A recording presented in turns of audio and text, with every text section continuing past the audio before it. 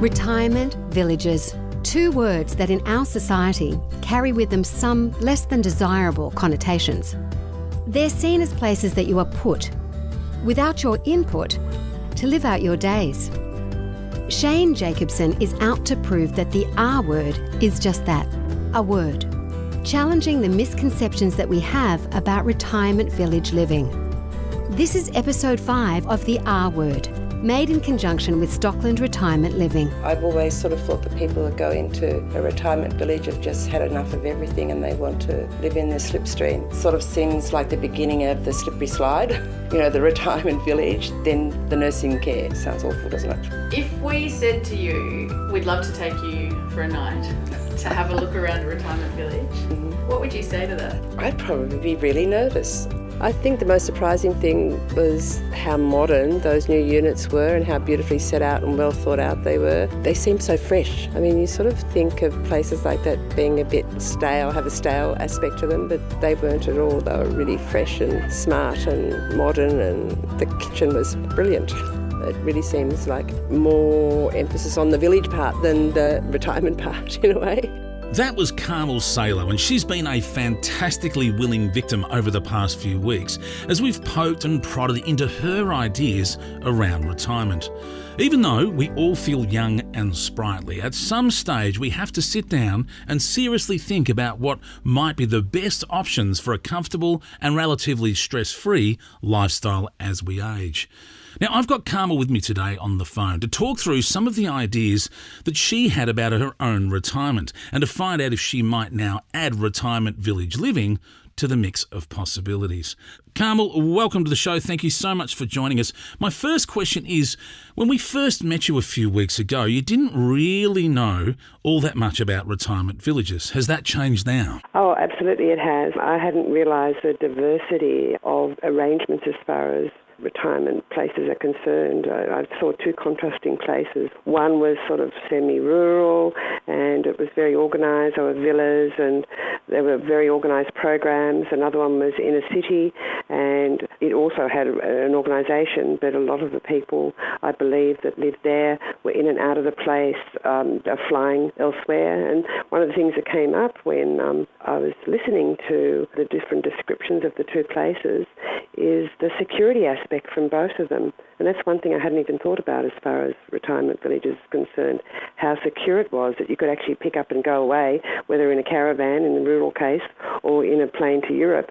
There was a security behind, looking after everything. You could literally just lock the door and off you go. Yeah, it's one of those things that people wouldn't think of. I mean, and that leads me to my next question, actually, which what are some of the things that most surprised you or things that you felt that you learnt that you hadn't expected to learn about retirement villages? I guess the depth of programming. In the case of the semi-rural one, they covered just about every single aspect of living, and the fact that a lot of the people that lived there participated in working out new programs that might be suitable for other residents. For instance, the woman that we spoke to there, Lynn, she had just started a travel group and they're about to go on their first group trip to Melbourne together.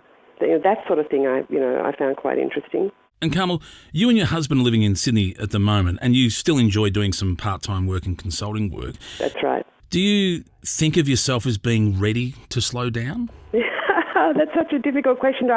There are days that I absolutely do, but mostly I'd say not really. I've got a lot of interests that I'm involved with that keep me sort of on the go, and I'm a bit of a rugby tragic, for instance. I have grandchildren that I keep in touch with. I actually look after one of my grandsons once a week. I like to go kayaking. That's a newly discovered sport that I absolutely love. I don't know. As I said, sometimes you have these days where you think, oh gosh, when the garden's a mess, then you sort of think, oh, do I really have to put up with this? But mostly no. And it's one of those funny questions because as much as I say, do you consider yourself as being ready, perhaps you and your husband to slow down, now that you've been to some of these retirement villages, do you in fact think that for some people it may actually be the opposite? They may go to a retirement village and find themselves speeding up because there are programs and activities they haven't even considered. Is that fair to say? Oh, absolutely right. No, you're absolutely on the button there. The place, for instance, at Ashfield, as I said, you had a sense that people used it basically as a ground place with which to sort of do all kinds of other activities. I guess the sort of upkeep and management of a home wasn't necessary anymore in a place like that. Yeah, which means it would afford you more time. So it is a funny thing, isn't it? For some people, a retirement village might be a place for a busy life to finally slow down. For other people, a quiet life to speed up. And or it could be literally a mixture of the both, where people can go there and choose to be busy when they want to and take a bit of a rest when they want to actually do that. Well, that's true. Yes, absolutely. So yes, it dispelled a few myths that I had believed about retirement villages being sort of the one step before sort of being shoved off into a corner somewhere. So here's a question for you, Carmel. Now that you've had a bit of a chance to look at a couple of different options of retirement villages, with what you know now, what age do you think is the best time for people to start planning? I don't think you can put it down to an age. I think it's a mindset. I think it's about sort of thinking about what you want to do in years to come, and that could be a fair deal younger than sort of retirement age even, because I think in some of these places you could probably still at least do some kind of part-time work and still live in a place like this. So I think it's really a mindset rather than an age. I think way younger than I sort of expected, to be honest. Because that's the thing, you can go and look at or check out retirement villages without actually making the call that you're going to move in within a very short period. Isn't that true? That if people, even in their 50s, went, let's go and look at a retirement village just to see what occurs there, what they're like, what they feel like. And at that point, you would then be able to make a decision, well, for our lifestyle, that would work for us in our 80s. But some people, I know, actually think it might work for them in their 50s and 60s. Absolutely. That was a big eye-opener for me. And I think also it's very important, I've realised, to really spend some time investigating what's available out there and how that's going to suit the kind of life you're expecting to lead moving forward. Fantastic. We've also got Barbara Squires with us on the phone, and Barbara is an academic and consultant who is an expert in ageing and retirement options. Over the course of the series, she's been talking about some of the research being done into housing satisfaction and general well-being for people who have retired or at least are thinking about retirement. Hello, Barbara. Hi, Shane. Great to have you on the line with us. Look, Barbara, is it fairly common that people leave their run too late in considering their options? Sadly, it is, Shane, that people do leave it very late. And it's quite understandable. None of us really want to face the fact that our time on this earth is limited, that we are mortal, that no matter how active we see ourselves as we're growing older, that at some point our bodies are going to fail us. Hopefully not for many, many years, but sooner or later it is going to happen. It's hard to face that. It's hard to think about it. I had many years as a social worker, and I've seen many people who just refuse to think about it, refuse to think about what they might want to do in the last third of their lives, and then sadly will often end up in situations they never wanted to be in just because they really hadn't put the thought into it. And Barbara, hearing Carmel talk, is that something you hear all the time, that people start to investigate? In this case, we enticed Carmel to do so. But is it fairly common that you hear people's attitudes change once they've been to a retirement village, that it's just not what they expected? It is quite common to hear that. And I think that what's really interesting for me is that what it's dawned on Carmel is that retirement villages are about the form of housing that you're going to live in. They're not a form of care. And I think that's the biggest mistake that people make. You've got to live somewhere for the rest of your life, and whether it's going to be in the house that you've lived in for many, many years, whether you are going to find a different form of housing in a different location, downsize, right size, whatever, sometimes it may be that the best form of housing that in your situation maybe just happens to be in a retirement village. But thinking of it as housing is, I think, the real key to it, I think, as Carmel's discovered. And Barbara, I know that ageism and stereotypes around old people is something that really frustrates you, and for good reason. How do you see that playing out in some of the attitudes towards retirement living in Australia at the moment? Well, I think it plays out very strongly because I think as the attitudes that Carmel started with, there's an assumption that firstly, all older people are the same, which when you think about people from, say, 60 to 100, that's a bit silly because we don't think of people from 0 to 40 as all being the same. But this idea that all old people are the same, and of course we always think that old is at least 15 years older than me, and Carmel and I are much the same age, people tend to assume that all old people are needing care. They assume that care is only available in a nursing home. A nursing home is a building. Therefore, anywhere that older people live, such as a retirement village, they just jump to the conclusion that it must be a nursing home. Yeah, well said. And Carmel, do you think you had some of those same stereotypes in mind when we first spoke to you? Oh, absolutely I did. Absolutely I did, particularly because I had parents that had been in nursing homes, so I had that nursing home experience, and I literally just transposed that onto retirement village first step before, and so my ideas have changed quite considerably since the outset here. And if you had to describe why they changed, what would be the quickest way of you describing that? Well, I think probably there's a lot more vitality in retirement villages than I had expected.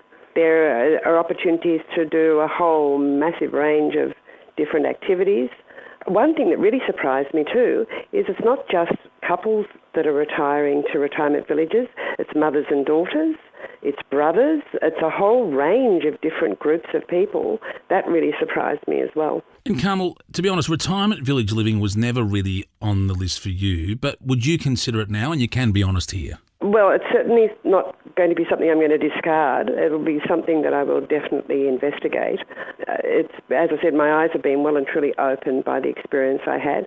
And also, it's sort of consolidated a bit my opinion of I've sort of thought about going to the country, for instance, but having been to an inner city retirement village and just seeing the lifestyle that you can lead through living in inner city as opposed to country is really, consolidated my opinion about, country or city living.